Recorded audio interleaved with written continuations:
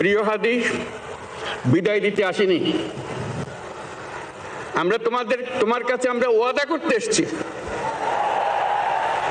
তুমি যা বলে গেছো সেটা যেন আমরা পূরণ করতে পারি, সেই ওয়াদা করার জন্য আমরা একত্র হয়েছি।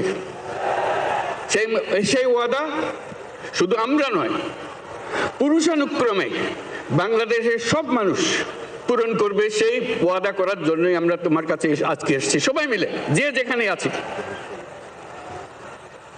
আমরা তোমার যে মানব প্রেম, তোমার যে ভঙ্গি, মানুষের সঙ্গে উঠা বসা, তোমার যে রাজনৈতিক দৃষ্টিভঙ্গি, সবাই প্রশংসা করছে। সেটা আমরা মনে প্রাণে গ্রহণ করছি, যে এটা যেন আমাদের মনে সব সময় জাগ্রত থাকে, আমরা সেটা অনুসরণ করতে পারি। তুমি আমাদেরকে এমন এক মন্ত্র কানে দিয়ে গেছো, সেই মন্ত্র বাংলাদেশের কেউ কোনোদিন ভুলতে পারবে না, এবং এই মন্ত্র চিরদিন আমাদের কানে বাজতে থাকবে। সেই মন্ত্র বাংলাদেশের